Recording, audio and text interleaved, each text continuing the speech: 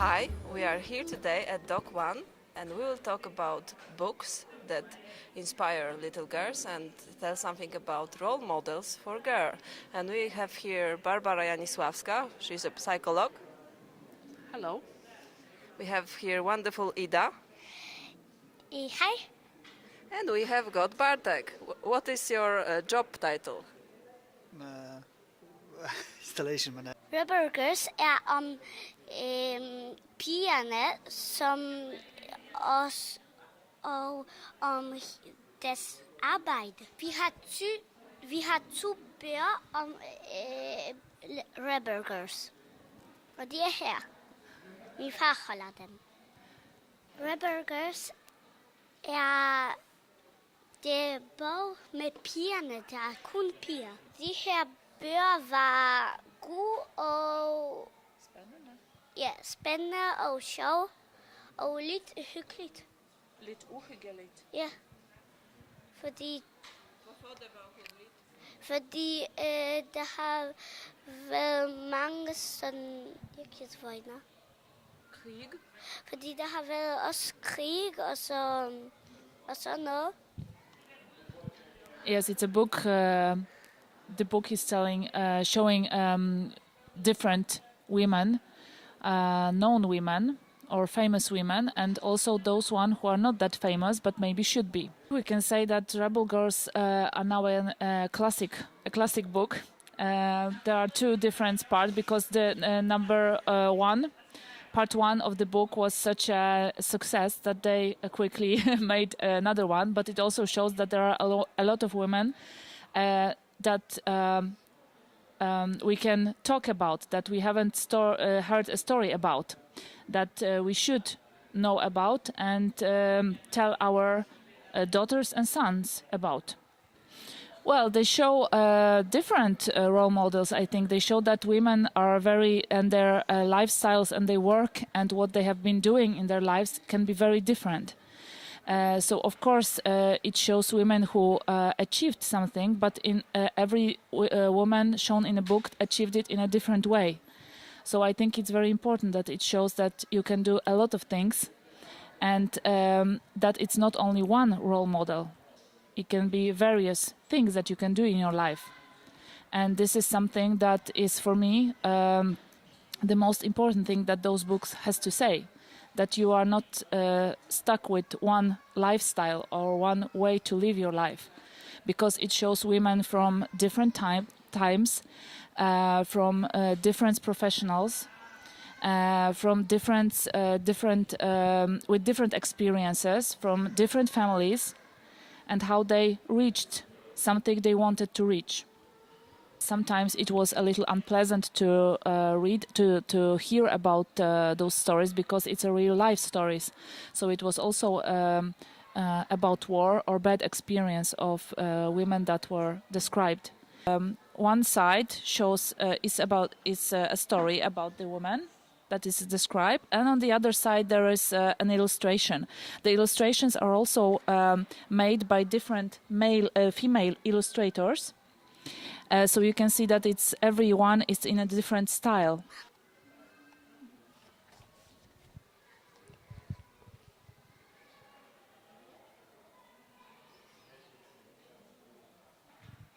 Here is a short story about life of the woman or her career or her personal life also. Yes. So it's quite short, but it's not a sweet story like a fairy tale story, not at all. It's about real life, so it's also about difficulties and bad experiences, and I think it's very and it's jak się mówi wzbogacające? Enriching. As an example, Amelia Earhart, aviator. Once upon a time, a girl called Amelia saved enough money to buy a yellow airplane. She called it Canary. A few years later, she became the first woman to fly solo across the Atlantic Ocean. It was a dangerous flight. Her tiny plane was tossed around by strong winds and icy storms. She kept herself going with a can of tomato juice, sucked through a straw. After almost 15 hours, she touched down in a field in Northern Ireland. much to the surprise of the cows. "Have you come far?" the farmer asked her. "All the way from America," she laughed. Amelia loved to fly and she loved to do the things no one ever had done before. Her biggest challenge was to be the first woman to fly around the world. She could only take a small bag, as all the space in the plane had to be used for fuel. Her long flight was going well. She was supposed to land on the tiny Holland Island, but never got there. In her last transmission, Amelia said she was flying through clouds and was running low on fuel. Her plane disappeared somewhere over the Pacific Ocean and was never found. Before leaving, she wrote, "I'm quite aware of the hazard. I want to do it because I want to do it. Women must try to do the same things that men have tried. If they fail, their failure must be a challenge to the others." So all the stories are very short, literally 1 minute, 2 minutes of reading, yeah? And that's what the stories are so powerful. There's no space for unimportant sentences here, yeah? And that's why it's so easy for children to remember the stories, yeah? I think it's important that you can notice that she remembers the stories, although it's been we have been reading it for a few months ago, and she still remembers some details. So you can see that it's very inspiring and that she remembers a lot from it. So also by that you can tell that it's important. Once there was a girl who loved school. Her name was Malala. Malala lived in a peaceful valley in Pakistan. One day, a group of armed men called the Taliban took control of the valley. They frightened people with their guns. The Taliban forbade girls from going to school. Many people disagreed, but they thought it would be safer to keep the girls at home. Malala thought this was unfair and wrote about it online. She loved school very much. So one day, she said on TV, "Education is power for women. The Taliban are closing girls' schools because they don't want women to be powerful." A few days later, Malala got onto her school bus as usual. Suddenly, 2 Taliban men stopped the bus and shouted, "Which one of you is Malala?"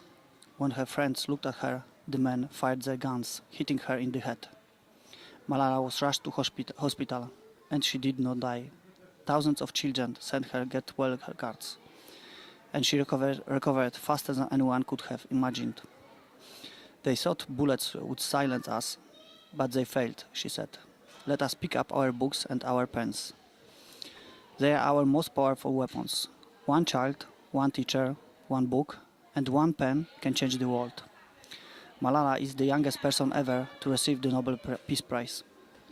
Important thing is that if you read scary things in a safe environment, then you can help the child with the fears.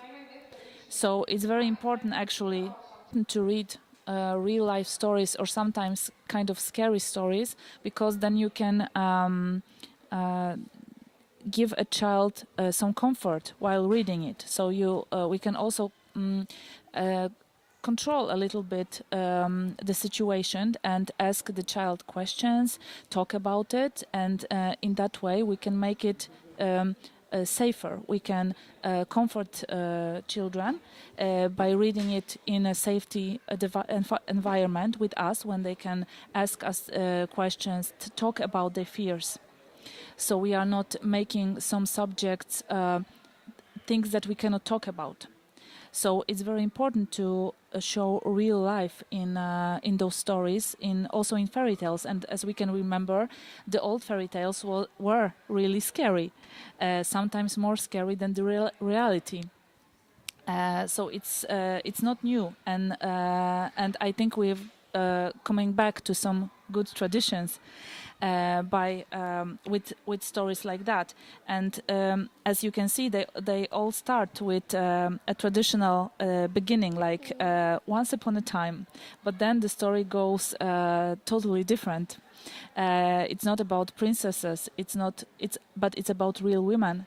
And for me, it's really important that those books have a purpose. They are written consciously. It's not just about to have fun. It is to inspire and to show that you can do different things in your life. And it's not only one path that you can go. And it also shows different cultures, different traditions, which is also important, I think, in nowadays especially. So for me, it was. I think it's a great idea, and by you can tell that it's not only us who thinks that, because the book has been a great success. I want to give you some examples of women who are described here, but I will just tell about some of the professions. And look, it's, for example, activist, politician, actress and inventor, orator, dancer, writer, housekeeper and explorer, zoologist, ice diver, computer scientists, volcanologist. So it's even by that you can talk with your children about who can they become. That there are many, many professions, and we have to also say it very loudly that it's not only for girls. Okay, so we want to say that it's all the books we are talking about. They tell about girls, but they are books for boys and girls. So of course it's a very important part in girls' education. But we also have to remember that we don't want to do gender dividing and telling that this is like girls' books. I think it's also books for grown-ups. So. I find a lot of the books that we buy for Ida very inspiring for myself. So we took especially men to talk about it because we would like to have a different opinion. When I was a boy, I read a lot, and I read mostly about adventures of boys. Yeah? As an adult, as a father of a girl, I was looking for books that I could recommend or read with her that could provide her with maybe a different point of view, more girly, and that was became kind of a problem because there was not that many books about girls, and I didn't want her to read only the books about boys' adventures, so she didn't have to think that the adventures are only for the boys, so she could have a different opinion or point of view, or at least a space in her head that she could do some crazy or incredible things as well. In that way she could develop her potential and explore all the options she have in life. But the Rebel Girls is just the tip of an iceberg, actually the books about empowering kids, girls, has a long tradition, especially in Scandinavian countries. But we got another examples, like book by Astrid Lindgren about Pippi. Pippi er sejt, sjov og ikke så klog, men hun er sjov, fordi hun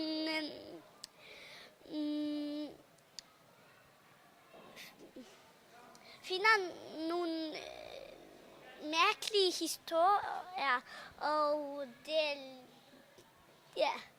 og hun er sjov, fordi hun er mærkelig på sin måde. Yes, Pippi is being herself, and that's an important message from the book. We have to remember that it was written in times when children had to be good kids. They shouldn't be naughty, especially girls.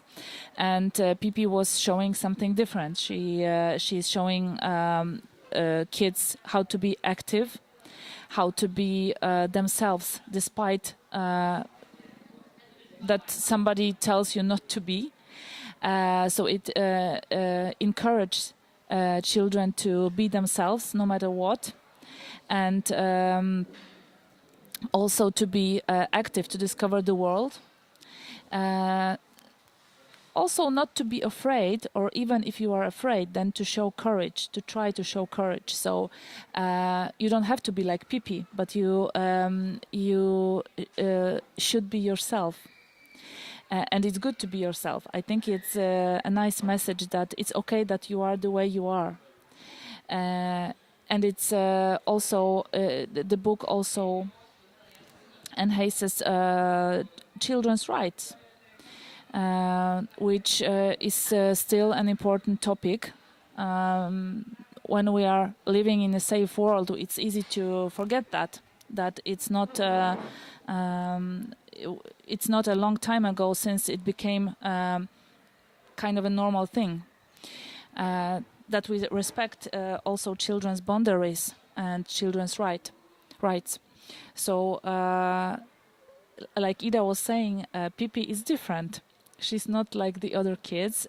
She's a little strange, maybe, but she doesn't care about it. She shows that it can be fun to be different and to do things your way. So it's what makes the book powerful. Pippi Langstrømpe sjov, men Astrid Lindgren laver ikke alle sine bøger sådan sjov og sådan meget, meget ikke så hyggeligt. Hun laver også sådan bøger om for eksempel som Bror og Løve, ja da. What is also important about Pippi is that it's about believing in yourself and trying new things, which was very encouraging, especially girls, to be more active, because as we remember, the old-fashioned model showed women in a very passive way. So that's very important, and also that Pippi was thinking about herself in good way, so that she is pretty enough, beautiful enough. She doesn't have to change, and that's also a big subject, which also is now an important topic in nowadays books. For example, we have a book about girls flying high. It's also about how girls' self-esteem, that it's important to take care of it, because culture is still making especially girls feel bad about themselves when as quick as they become teenagers or even earlier. So it's really important to talk with girls about it, that they are okay the way they are, that they are good enough, that they because it's a big pressure on girls about how they should look, behave and be.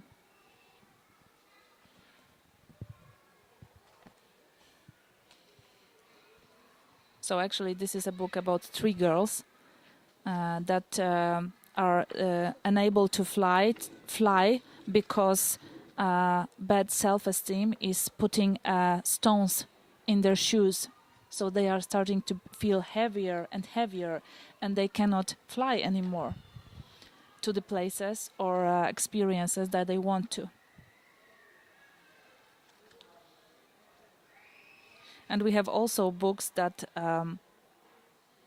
end with the all fairy tales and princesses traditions, like for example Princess and Dragons, that shows princesses who are dirty and naughty and doing whatever they want, and they are not those beautiful princesses just waiting for the prince to come and show them the way to have fun. They have fun on their own, in their own ways. So this is one that we like a lot. We also have a series, it's a whole series about Siri. It's also a girl who has boys friends, and she's also, it's all about like little girls' problems, like all the little girls have, but it also shows a non-traditional girl. We also have a Polish book, which... Jeg gider ikke være prinsesse. Yeah, Ja, I don't... Jeg har fået den, når jeg... To nie jest ważne. Powiedz, jak się nazywa po duńsku. Jeg gider ikke være prinsesse. Yes, I don't want to be a princess, it says. It's the title. So it's also interesting because it's about a girl who wants to actually play a dragon. She doesn't want to be the princess, she wants to be a dragon. And their parents and grandparents are very surprised by that. What kind of idea is that? But they are also very accepting in the book that, okay, you can play a dragon and we will play the knight and the princess and so on. So we have also a very great book about girls' friendship, and it's also about two girls. Snorufka. It's about two girls, and one of them is lacking some self-esteem. She's thinking very badly about herself, but she meets another girl who shows her how to fight with it. So it's a really great story, I think, even for grown-ups. I use it in my, I give it to my patients actually, because I like it so much. Og det er Hilda. So Hilda is also a girl who experiences a lot because she isn't afraid most of the times, and so there is a lot going on. It's a comic book, so actually also something which is quite new. Of course, books cannot replace real education or psychotherapy or raising your child. It's not like you can do everything with books, but of course they give great inspiration, and they can also force you or make you or inspire you to ask yourself very important questions, and that can be again a stimulus to do something about the question that you cannot answer, or to the questions that give you difficult or maybe sad answers, or answers that you want to do something about. So that's why we use books also in therapeutic context, and that's why it's so important to read with your children. Of course, it's also spending time together, and it also, like I said, talking about difficult subjects, difficult topics, in a good way, in a way that can help you solve some problems, or maybe to see some problems in the first place. So that's what I find the most important in books. I think that the trend that is going on now in the world is very important to show also female role models or female inspiring figures, and female that we can look up to, because when you read stories about different gender of yours, it's not a bad thing, of course. But if a girl reads only about boys or men, she gets an unconscious message that the things that happen to the boys or the men in the stories are only a man or boy's thing. So it is like observing mom and dad. Of course, if you see that your mother or father is doing only a certain thing, for example, that only the mother cooks a meal, it doesn't have to be said in a straightforward way. That, for example, men cannot cook. Of course not. But observing it at your home, you get a message that this is just like a woman stuff. So that's why it's important to break with the traditions and show something different, to make people think, and to make little girls and little boys think, and give them space in their minds about different ideas and different role models, so they can feel more free about choosing what they want to do, and that it's not only chosen by a gender.